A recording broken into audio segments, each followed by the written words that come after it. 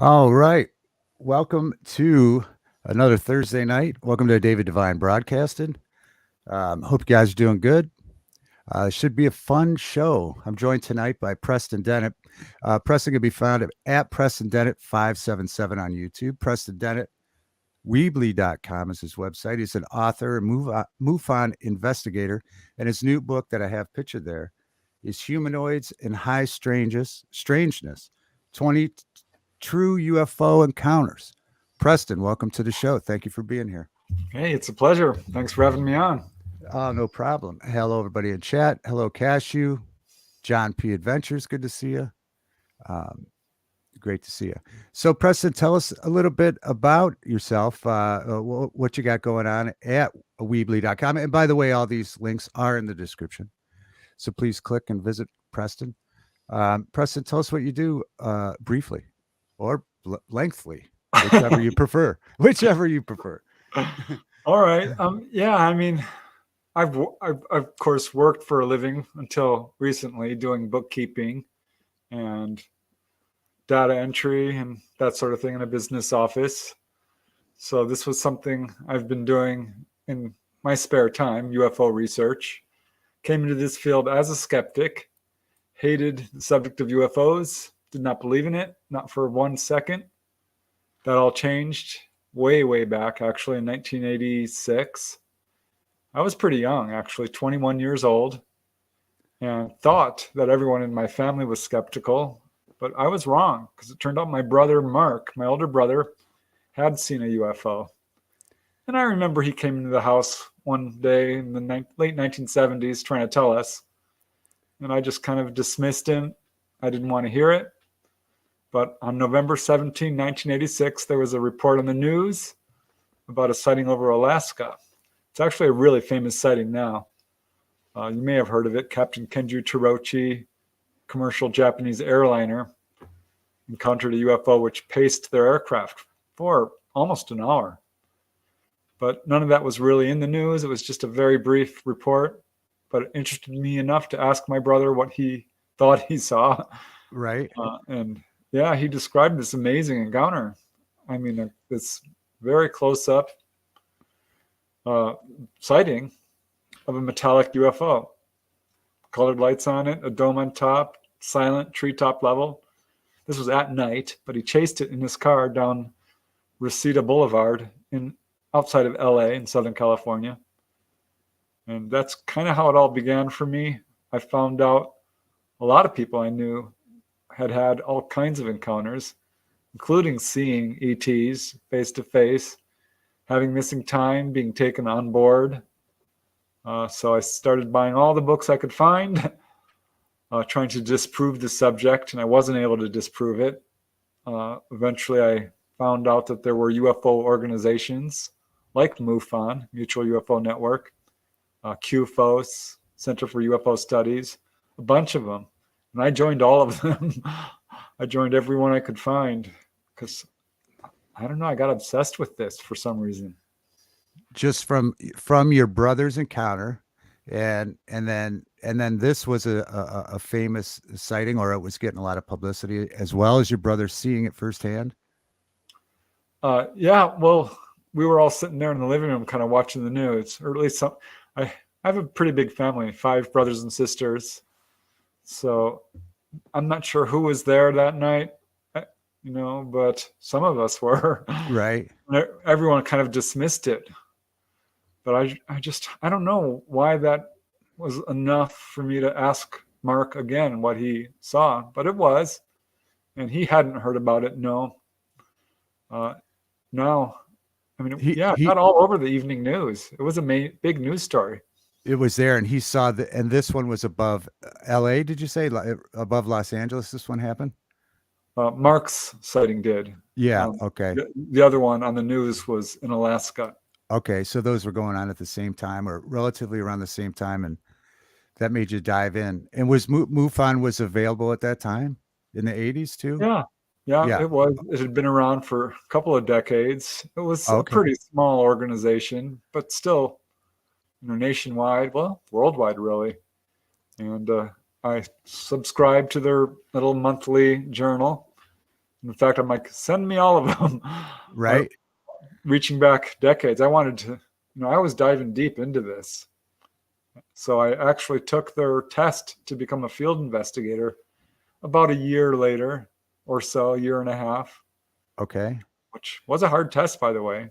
They said, it's a take-home test, do it at your own pace. I thought, take-home test, it's going to be a breeze. Right. It was actually pretty hard. So I did really well, I will say. I mean, I studied my butt off. Uh, Good evening, Cam. What kind of, can you reveal what kind of things you had to study on that test, or Oh, were, yeah. what, was there a lot of studying, or it was just things that you knew about already, or, Well, there was, I would say about half the test, or a good portion of it, was the history of UFOs. Really famous cases like Travis Walton or Betty and Barney Hill, that sort of thing. Charlie Hickson and Calvin Parker, and some famous sightings, Roswell, and this sort of thing, right. which was super easy because by that point I had gotten every book I could get my hands on. But the hard questions were photography, because I didn't know a whole lot about it. My sister was an amateur photographer, so I had a little bit of a source there with her. Right. And I was going to college at the time, and I loved science. I was all into astronomy and biology and things like that. So that gave me a leg up on the astronomy questions. Right. But yeah, I mean, it wasn't easy. Meteorology, I was taking that in college, and who knew that there are 20 names or 30 names for different clouds? Right. Okay. There are. And that Can was you, all on the test. all 20 were on the test, huh? And you knew them. Can you still name those? Oh gosh. Well, there's cirrus clouds, there's cumulus nimbus, stratus. Uh, There's 20 of them, believe it. yeah. Well, I'm glad. Yeah, you passed that. That's great.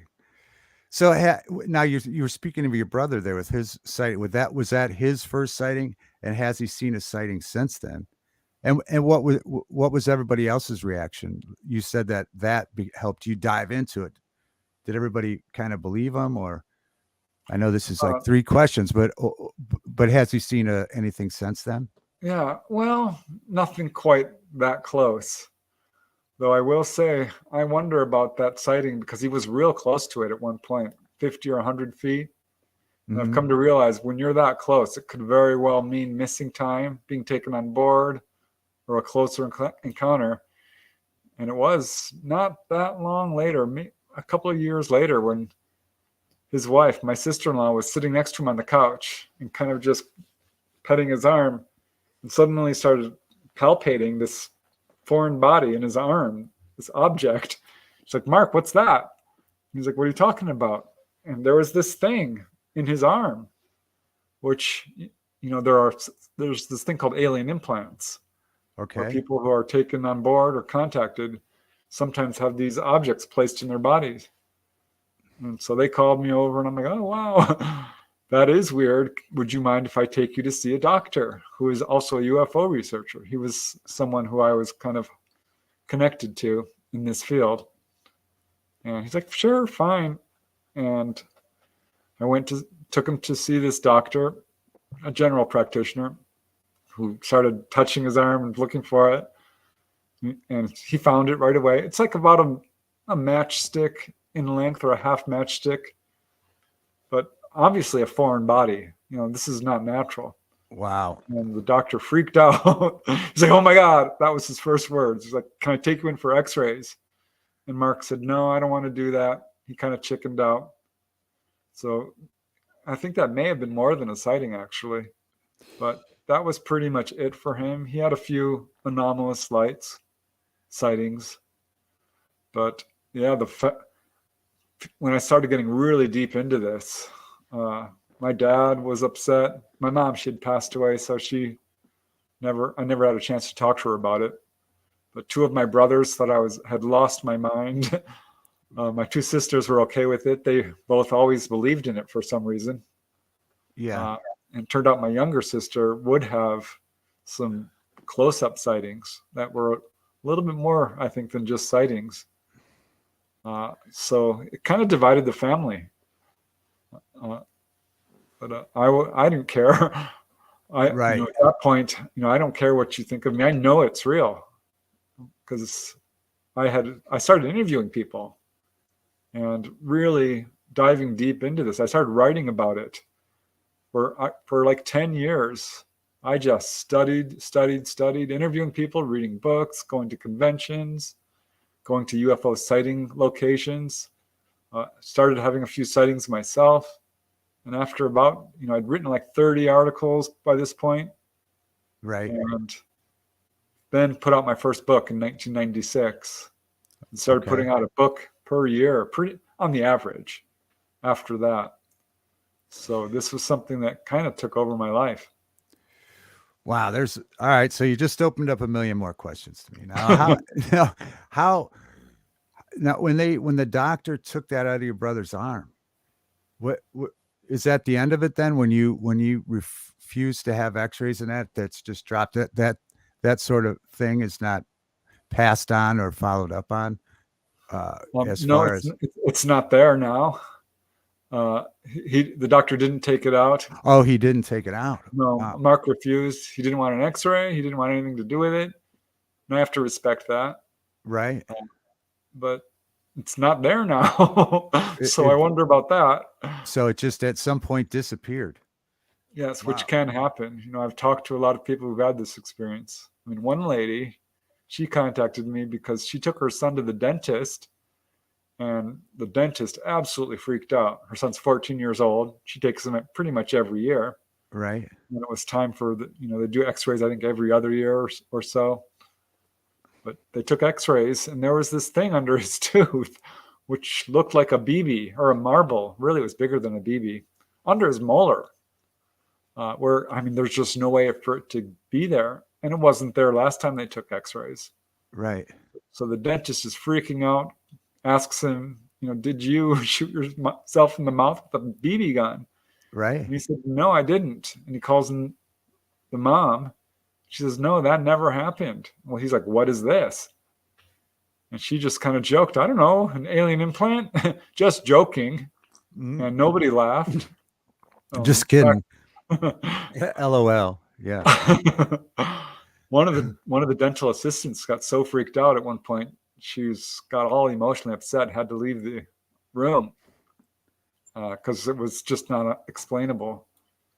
And at one point, she sent me the x-rays, which I published in one of my books. And I took them, first thing I did was took them to that same doctor, actually, and another emergency physician. And both said the same thing. This is a foreign body. It's probably metallic because it's opaque to x-rays. It's not natural. It doesn't belong there. Is there any history of trauma where this could have gotten into the kid's mouth? And of course, no, there's not. But what's the point I wanted to make is they went back to the dentist later. It was there. He took an x-ray. He's like, well, you have 2 x-rays, so I'm going to take another one. Her insurance paid for 2. Second x-ray didn't show it. It was gone. This is unexplainable. So he took a third x-ray and it was back. And she asked me, how is that even possible? Well, this does happen. They can move around. I don't know how they do it, but they can take them out or put them back in. It's hard to explain. Yeah. So they somehow can reappear, disappear. What are the dentists? How are the dentists cooperating with these people? Is he still just as curious? Does he assume it's an alien implant as well? He does not know. He's she's working with different dentists. One dentist actually tried to cover it up, didn't tell her, because she found out the first dentist actually captured an x-ray and didn't tell her. And it was a new dentist who said, what's this? And she's like, well, I need to see my previous x-rays. And they found it in a previous x-ray, but none before that. So some dentists were not cooperative. That one wasn't. He refused to give the x-ray, even though legally he kind of has to. Yeah. And did they have a story of missing time or abduction to go along with that implant? They had that too. The child did.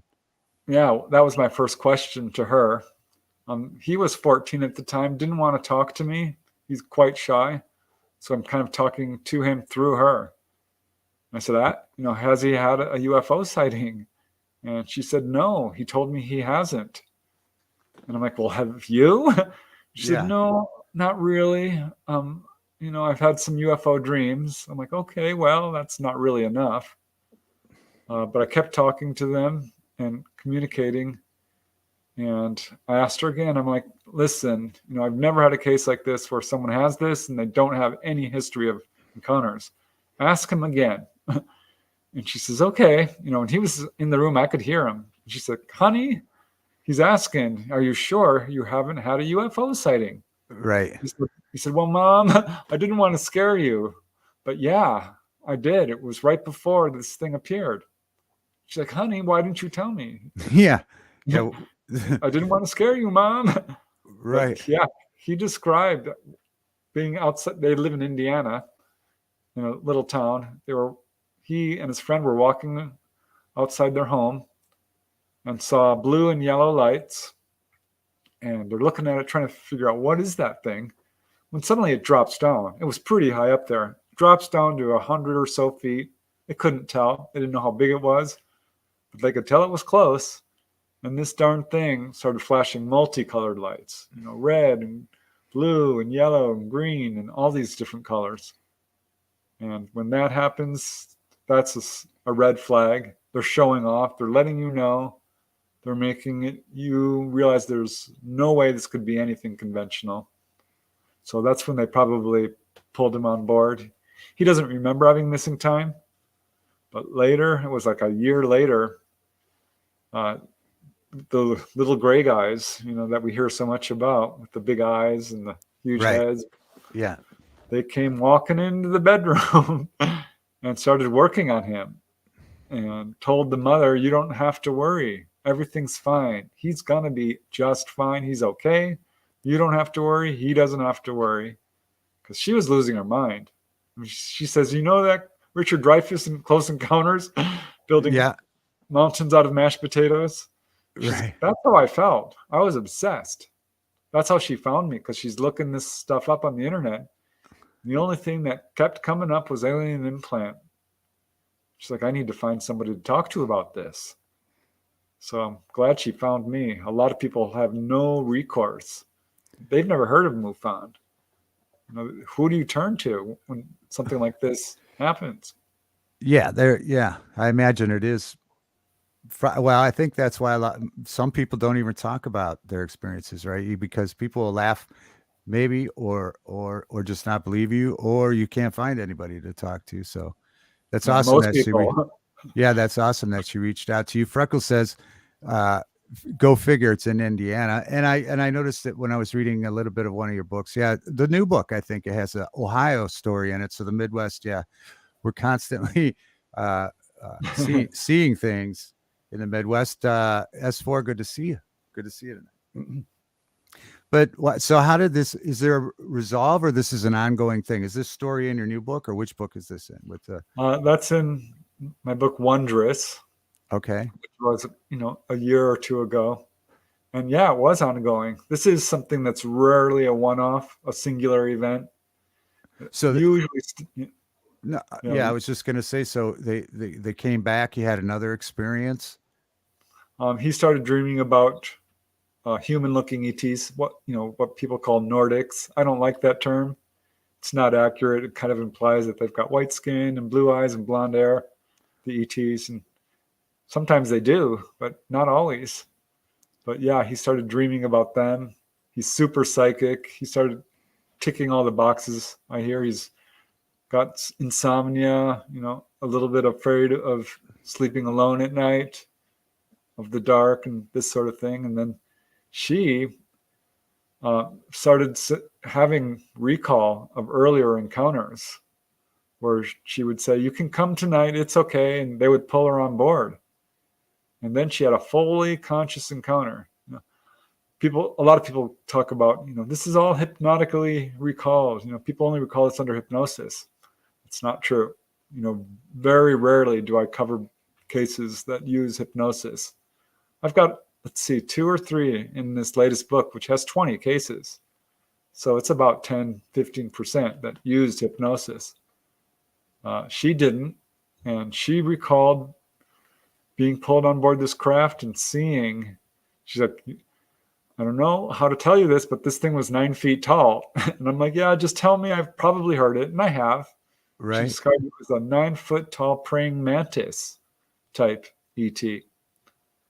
And walked right up to her. She said it was kind of gray brown, mottled skin color, would move really sharp movements, little details like that, which I know she's telling the truth because they're not super well known on what the ETs wear, how they move, the instruments they have, what the inside of a UFO looks like.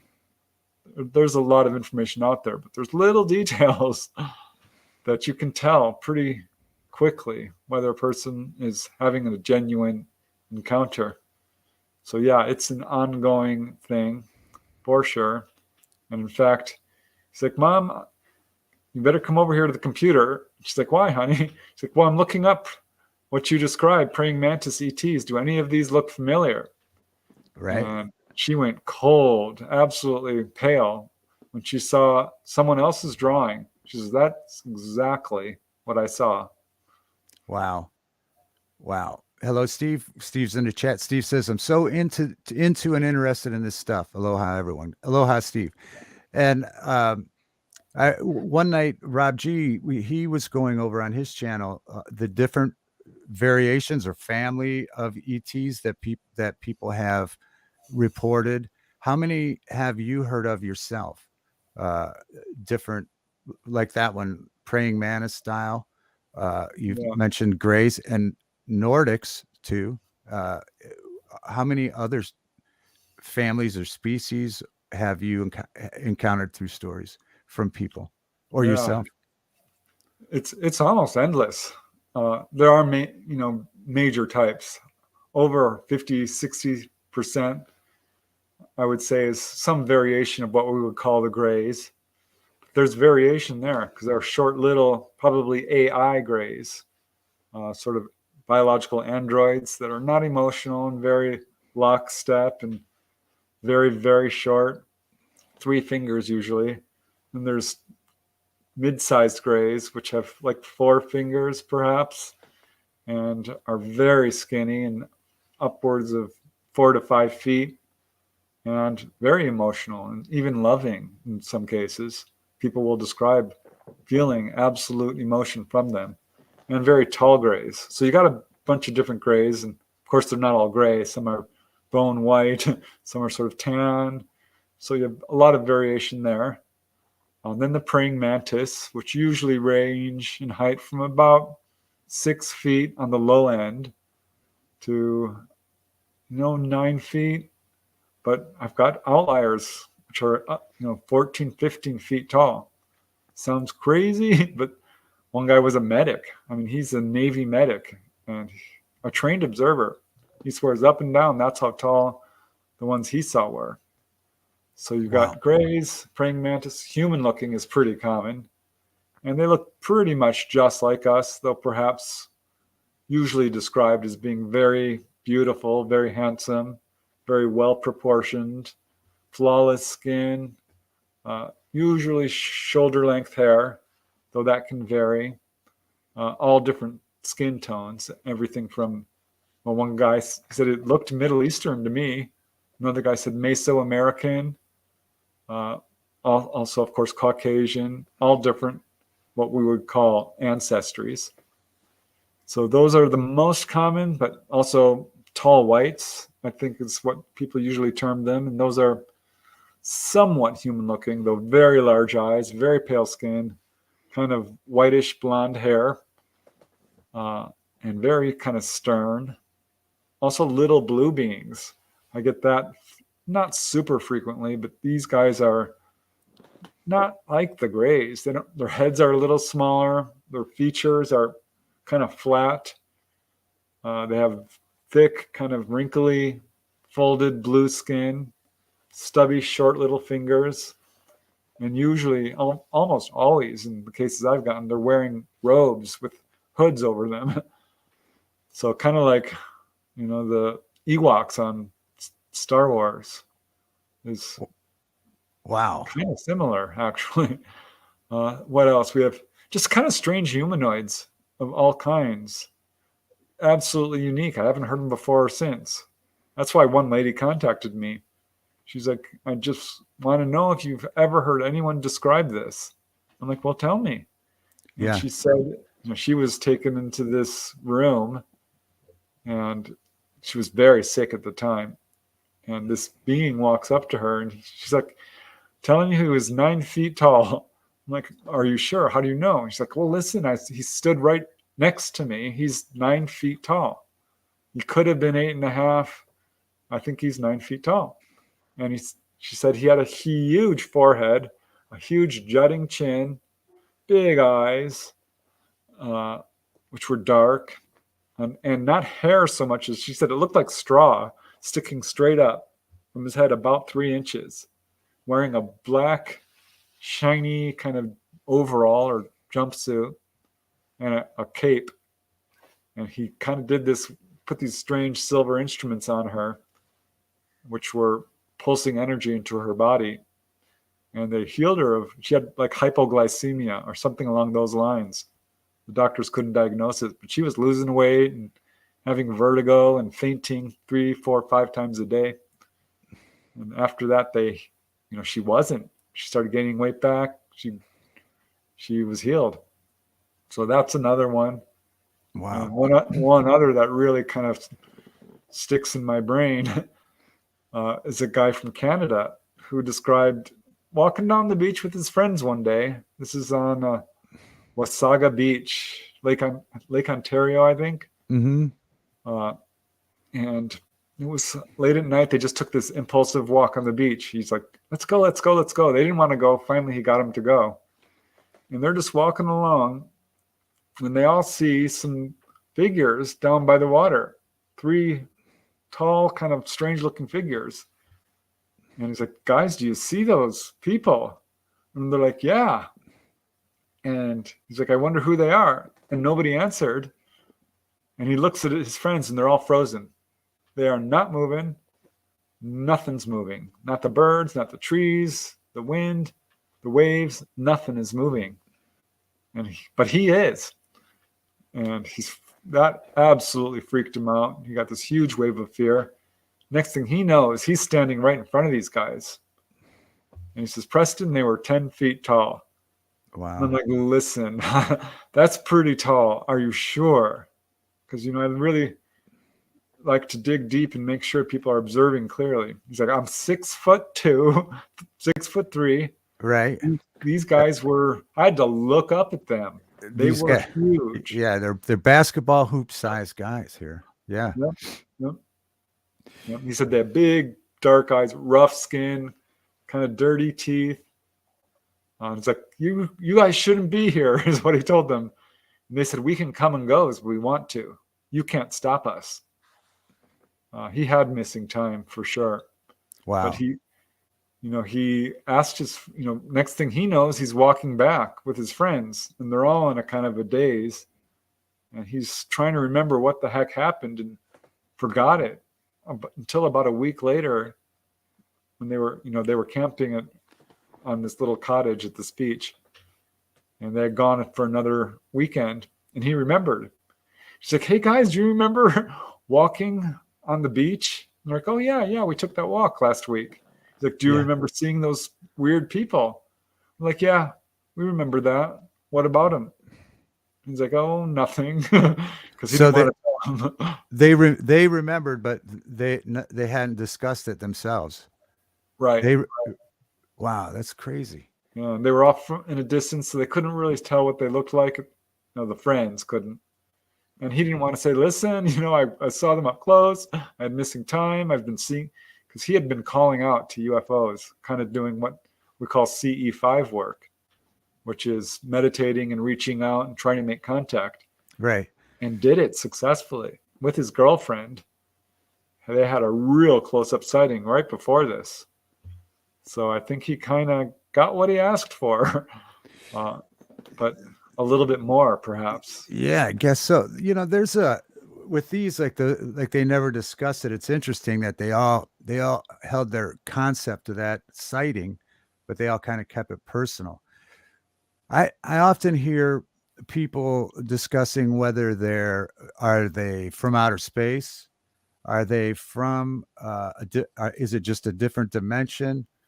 Or I was thinking today after watching, I'm hooked on sci-fi movies. I imagine you like those too. Oh yeah, So, I'm a yeah. huge sci-fi fan. All right, so we'll get into that. But anyway, but I was watching this sci-fi. I forget which movie it was. Fantastic Voyage or Journey, and they introduced the concept that maybe all these people were here at the same place in different time periods. Is that a possibility?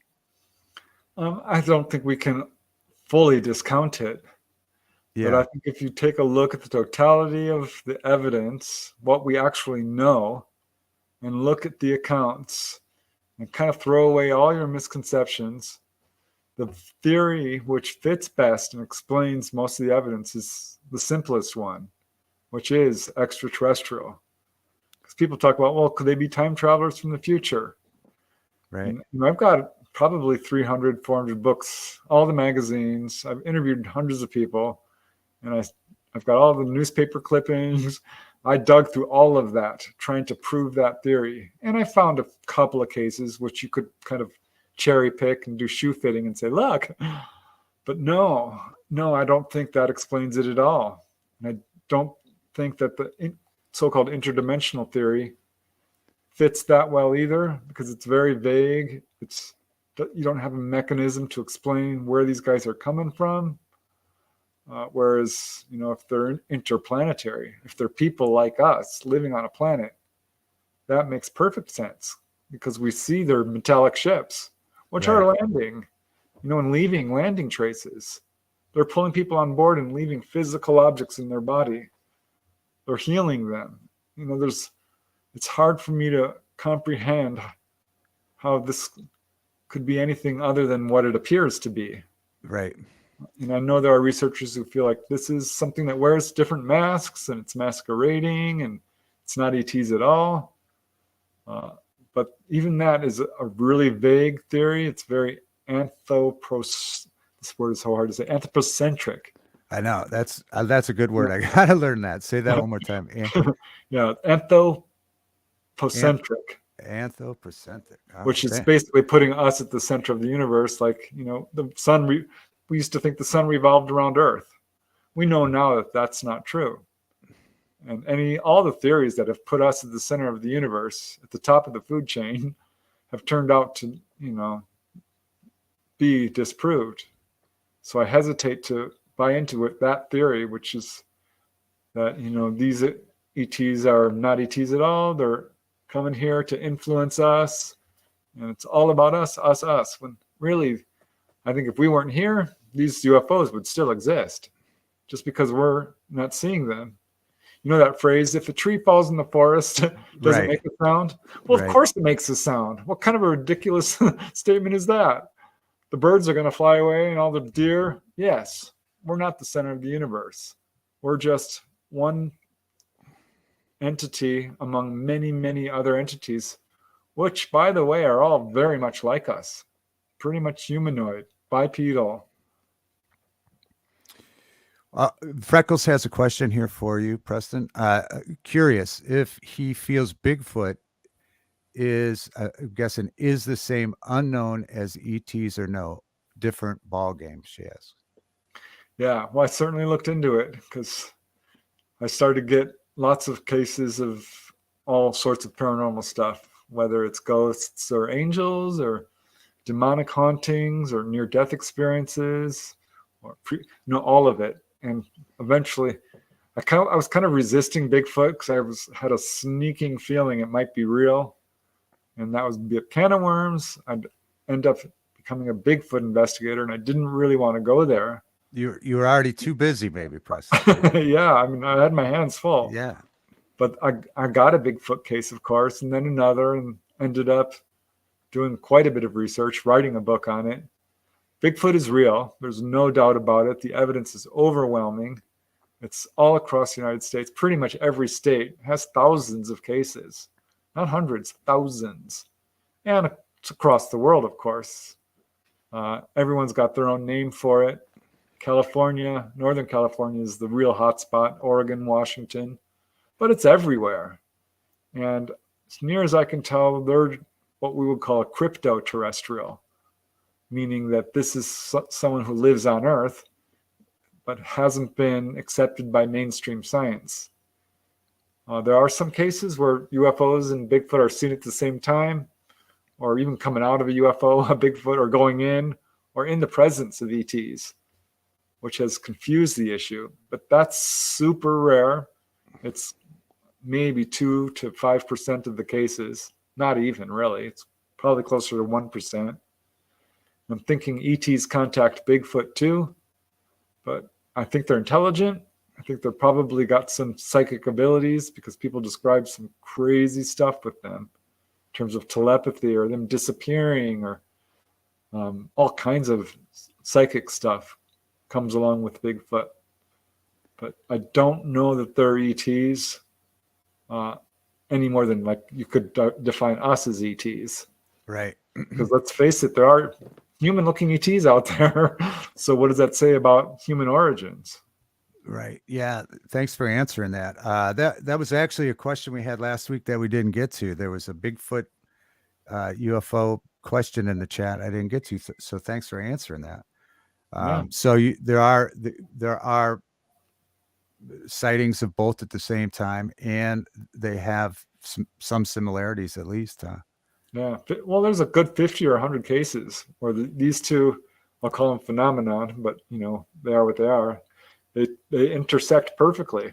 Someone might see a UFO and then Bigfoot comes running by. So, I mean, there is a connection. There's no doubt there's a connection. But the vast majority of people who see a UFO aren't going to see a Bigfoot. Yeah. The vast majority of people who see a Bigfoot aren't going to see a UFO. Yeah. So they're not the same thing. So Freckle says, but people still laugh at us that believe like ETs. Yeah. It's wild when you have you could have discussions about Bigfoot, UFOs, ETs, ghosts, all the different subjects that people seem to only a lot of times feel comfortable with one or the other, right? So I could believe in ghosts, but not UFOs, or Bigfoot, but not Dogman. People kind of only feel a comfort level with discussing one of the things at a certain given time, right? Yeah, which I think is a huge mistake because there is a relationship between UFOs and the paranormal and Bigfoot and ghosts and all this stuff. And I mean, I get it. If there's a UFO researcher who just wants to focus on the nuts and bolts aspect and try to prove this, I think we're past that. I think the evidence is in the public arena to prove this phenomena. And it's funny to me that researchers don't want to hear about the spiritual aspects of an onboard encounter, for example, where the ETs basically wake you up psychically and a person will start having out-of-body experiences or remote viewing or can suddenly see shadow people or mediumship or starts having precognitive dreams. And they will edit that out, censor it. That's not science. That's distorting the evidence to fit your theory. Gotcha. Wow. So that's a pretty common occurrence then, is the spirituality portion of these sightings. Afterwards, people have abilities they didn't have going into it. That's a common occurrence. Oh yeah. Yeah. And I realized that early on. There was one, I remember the sighting that really kind of clinched that for me. This guy was a pilot flying through New Mexico and had 3 UFOs come around his plane. And he lands and reports his sighting to his superiors, kind of regretted it because they made a big deal about it. But shortly later, these government guys show up and wanted to know everything that happened. And he described it all in detail. And then he says, they asked me the weirdest question. He said, they asked me, following your sighting, did you have any out-of-body experiences? And that freaked him out because, yes, he did. He started having these out-of-body experiences, astral projection. And that is absolutely something that happens. It's actually more the rule than the exception. Because I started looking at cases of people who've had very close contact, trying to figure out, why you, what's going on here? Yeah. Because it's evenly divided between men and women. It doesn't matter what, ancestry you have or political affiliation or religion or education or anything. It was like pretty random for the most part, but I did find a few patterns. And Wow. one was definitely, if it's in your family, they seem to track families. Another is all these people are pretty psychic. And sometimes this is before, it's definitely always after. So it's that's kind of a it's two-way kind of street.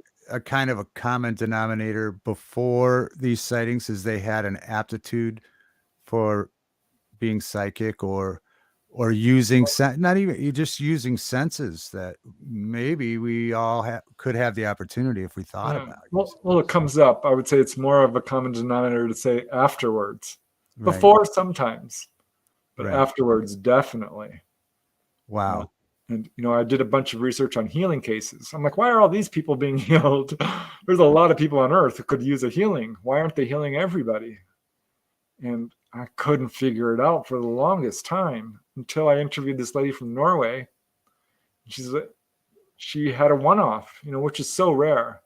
She didn't have any childhood encounters, had nothing after.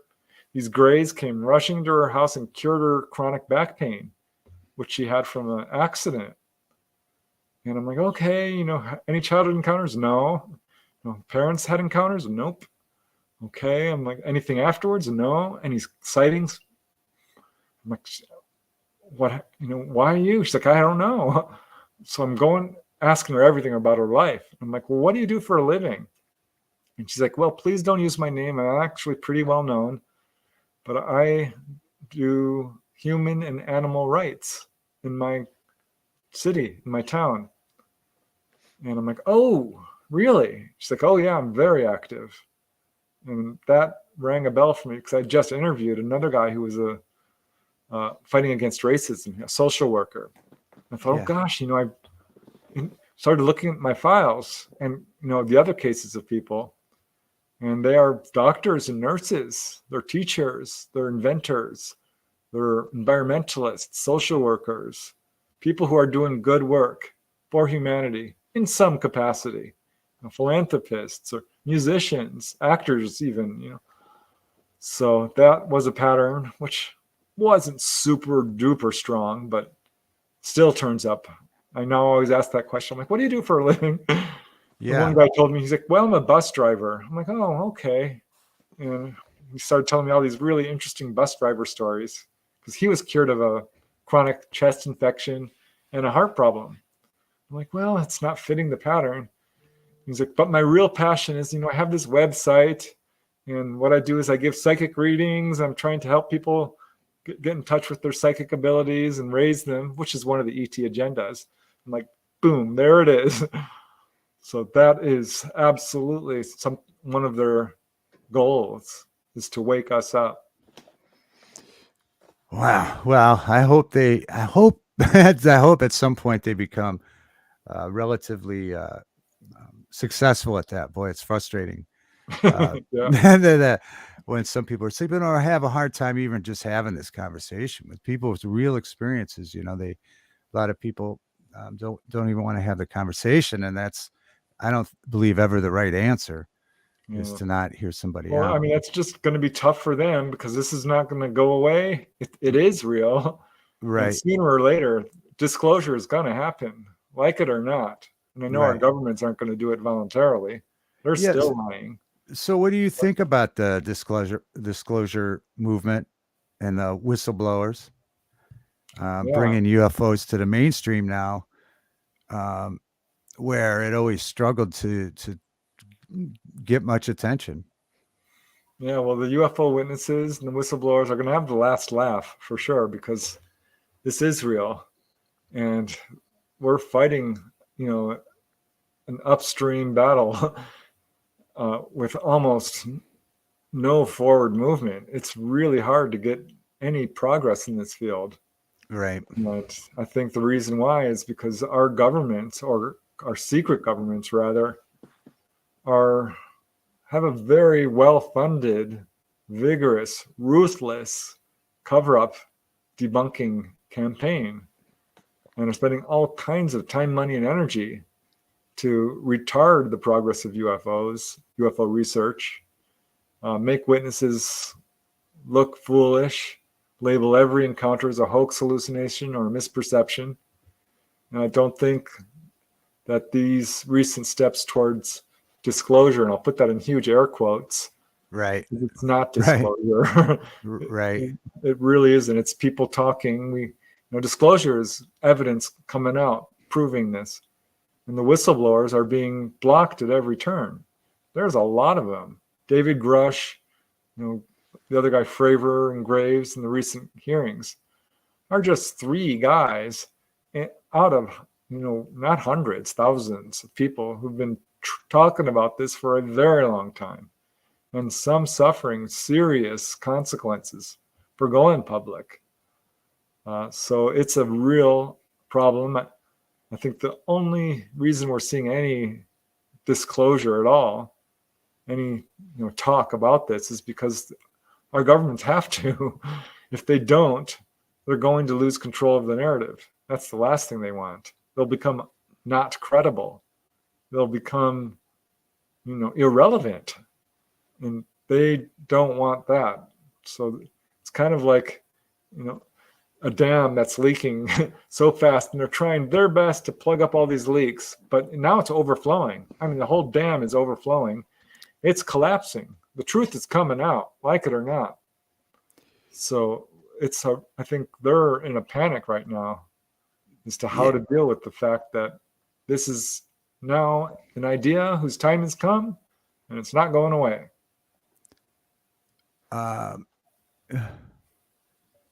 Oh, okay. Freckles says hubby is 66 and can't afford to retire. Can the Grays come help him a little bit? LOL. Yeah, I don't know. Maybe go outside and look up. I don't know, Freckles. We'll see. Well, people have asked that. Why don't they just come down and take over? Right. Yeah. Because let's face it, our governments apparently don't have our best interests in mind. And, I don't trust them just because of the UFO field. But if you look into other subjects, they're not treating people well. We're all basically enslaved. Yeah. Fighting just to survive, to get enough money to pay your rent and have food and healthcare. That's all people want. They just want to live their lives. Yeah. And they can't even do that. The ET said it's up to us. We have to start electing leaders who are more trustworthy. We have to solve our own problems. We have to stop they're really upset about our use of nuclear weapons and materials, our warlike ways, the destruction of the environment, how we treat each other, ourselves, and the world. This is their main message. If you get taken on board and you're not freaking out and completely in a panic, that's what they will tell you. Something along those lines. That's a beautiful message. That really is a beautiful message, and it's dumbfounding how that's not the message coming from the leaders around the world. Right? People generally just want to live their lives and be happy, but that can't be the way for the people in charge. It's dumbfounding, and they don't want to. Maybe this message is part of the reason they don't want to talk about it fully with people, is that message would get out. 100%. Yeah. The only ET threat is not to humanity. It's to the power elite and their control over humanity and their wealth. Yeah. They're in a situation. That's crazy. Good point. What a deep thought. Beautiful message.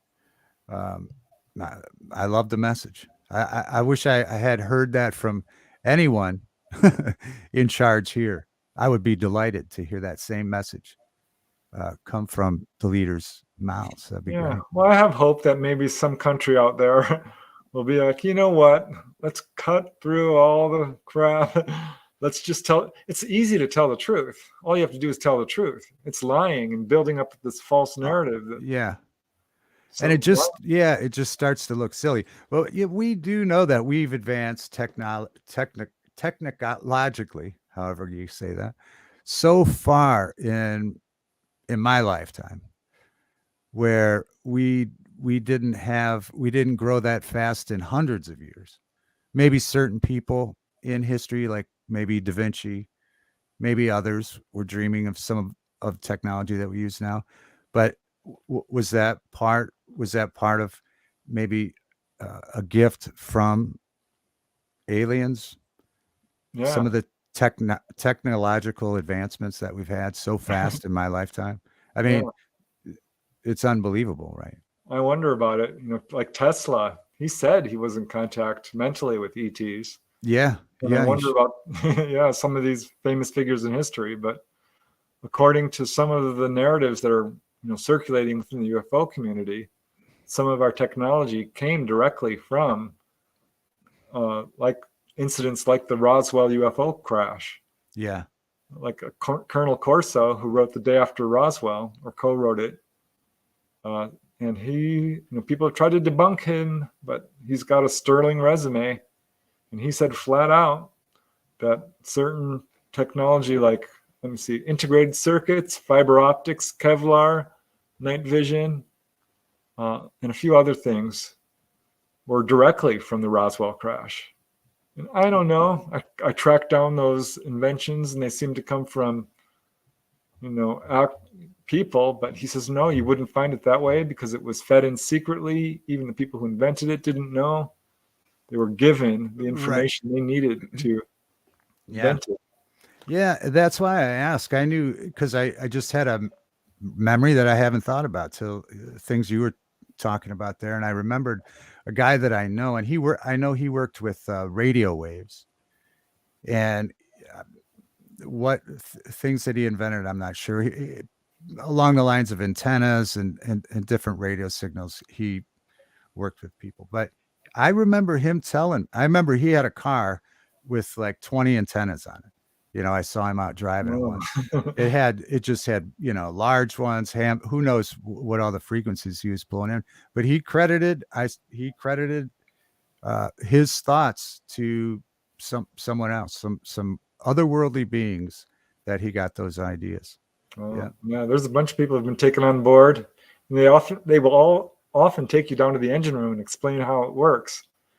And there's a handful of people who have really taken that knowledge to heart and tried to build energy-free motors and, Yeah. that sort of thing.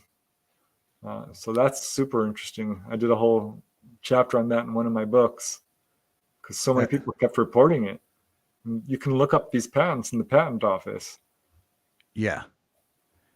Yeah. So that was a memory. Yeah. Thanks for bringing that up, that I hadn't thought about that guy in a while. I wonder what happened to him, but yeah, Wow. he really did, same as you're saying, say that the thoughts were given to him. Now you were a guest on Art Bell Coast to Coast. Is that true? That's true, right? Yep. I did 3 shows before he passed on. Yep. I have Art Bell hanging right there. Always was one of my favorites. At night, it seemed like when he came, I loved the way, I thought he was the best interviewer ever, because you never knew if he believed or didn't believe what the people were saying. He heard people out like unbelievably. Um, what was your experience on that show? I'm just a huge fan. I'm envious that you got to be on there. What was your experience like being on there with Oh, Art? yeah, it was really cool. I'd been doing research for years and years, and he said he'd have me on, and then never called me back. And then one day he did. I'm like, oh, Wow. wow. And I talked about 3 different subjects with him. I think the first was USOs, unidentified submersible objects, which was really cool. Yeah, he's an absolute pro. Oh And a yeah. really nice guy. I Yeah. talked to him about levitation as well, human levitation. I wrote a Oh, book on that. oh really? Oh wow. Yeah, which is a thing. We can do that. It's in every culture. There's 300 plus cases. It's been proven in a laboratory setting. It's been photographed. That's another show. Yeah. Yeah. There we go. Another show. You and, have to come back and out of, tell us about levitation. Yeah. and I did a show with them about out of body experiences, because Oh, that's something I started getting into myself, because that's something you can do. and you Right. can experience yourself. And he was really funny on that show. He's like, I don't know if I can do that. That sounds scary. I'm like, no, it's fun. Trust me, you'd have a good time. Caller west of the Rockies. I don't want to do this out of the body. That's great. What a great experience. Yeah, I mean, I listened to him. I still listen to replays, Art Bell. I just think his passion for radio and information was obvious. He was so great. Yeah. So what a great experience you had. He had the biggest show in the world, radio Yeah. show ever. Yeah. During his time. I'm like, wow, that's monumental. That's crazy when you think about it. Yeah. It's just I think the way he listened. In fact, that's how I got into ham radios from him, or seed crane radios from him, or I have a Leatherman. Everything, whatever Art Bell advertised, I'd buy.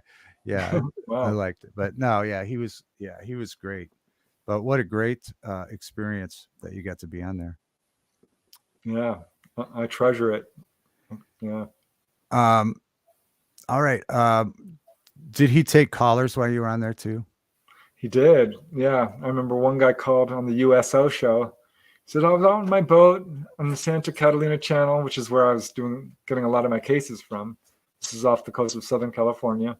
Okay. So I kept seeing what I thought were like whales or fish or dolphins or something coming up to my boat and then diving down until one finally came right up, and it was round and gray, kind of silver. And he's like, it was a craft. I'm telling you, it was a craft. And he says, what was weird is that there was a lot of them down there.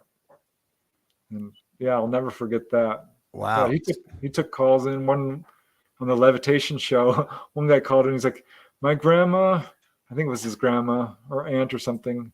Yeah. I think she could levitate because once I was in the kitchen with her and there was something way up on the high shelf and she needed to get it.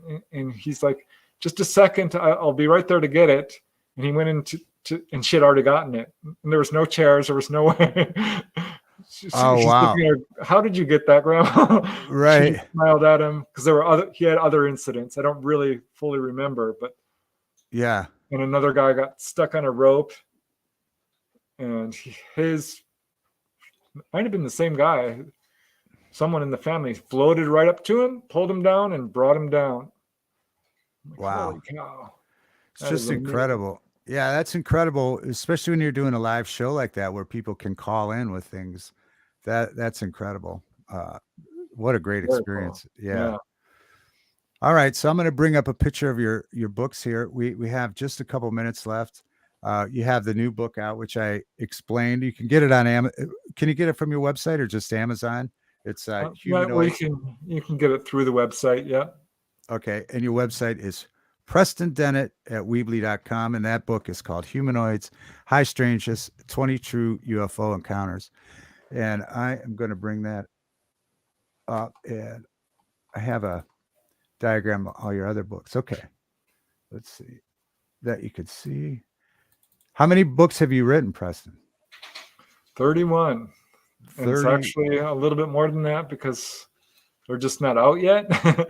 I'm working on a couple of others, and I've got, I'm not kidding, another 50 I'd love to write. Wow. Another 50. But how many are they, a lot of the, I'm interested in this one. This is the one I wanted to bring up. UFOs at the drive-in. Yeah, I had to write that one because it blew me over. I couldn't believe what I found. I've been in this field for like 35 years. When I started I had 3 cases in a row of UFOs over drive-ins. And I remembered one that I had investigated years earlier. I'm like, I wonder if this is a thing, because it was never in any of the UFO books I'd read. There was one case, but it was in the news clippings and some of the UFO databases. And I ended up finding 100, well over 100 actually, of UFOs hovering over drive-ins, very low level, mind you, right above the screen, maybe to the right or the left, long lasting. They'd turn on their side, they'd flash lights, cars would flash their lights at it. They'd release smaller craft, they'd dart around. They're putting on a show. So it's absolutely a thing that they're putting on a display. They're doing it purposefully. Yeah, that's fantastic. Amazing. UFOs at drive-ins. Wow. Yeah, it makes you want to go to the drive-in. I know. We have one left that I can think of, and I don't. Yeah. It's been a few years, but I used to love the drive-in. Yeah, what a great place where you could see, especially uh, for the horror and science fiction genre, you could see a couple movies at once, and just the cool experience. All right. Yeah. So thank you for being here, chat. Thank you, Rob Freckles. I think I said hi to everybody. Cashew. In summation, do you have anything that you'd like to finish up with, Preston? We got to come back and talk about the sci-fi movies Sure. sometime, because I'm way into it. I have a like an advent calendar this month that I'm using, and each day you pull open a door and it tells you a different sci-fi movie to watch, and I found a bunch that I haven't seen yet, so it's been fun. Yeah, so we'll talk about that some other time. But anything that you'd like to wrap up? Again, your website is Preston Dennett at Weebly.com, and the new book you can get at the website or on Amazon, like we said. So I want to thank you for being here, and let you wrap it up with anything that you got, Preston. Yeah, I would just say don't look to our governments for answers on this subject, because I don't think they will ever be forthcoming, truthful, or transparent on the subject. Everything we know about this subject really comes from one source. Those are the contactees, the people who've had that experience.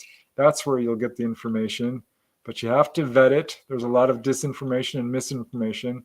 Ultimately, you can believe or disbelieve. True knowledge comes from personal experience. You'll know when you have the experience.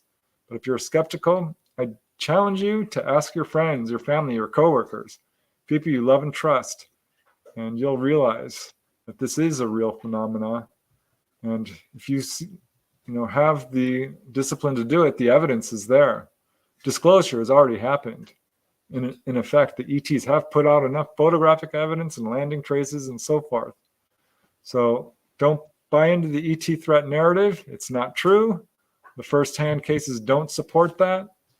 So do your homework. Don't believe a thing I say. Look it up and make up your own mind about it. But yeah, leave fear behind. They're not here to hurt us. It's quite the opposite. They're here to help, teach, guide, heal, and wake people up. So I think it's good news for all humanity, and we should all be really happy about it. Thank you very much. Great message, Preston. I'm glad back in the 80s you got into the subject, because obviously it's been beneficial to everyone with all these books and the knowledge that you have now. Thank you. You're welcome back anytime. People, check out Preston's stuff. And thank you, chat, for hanging out. Preston, thank you. True pleasure.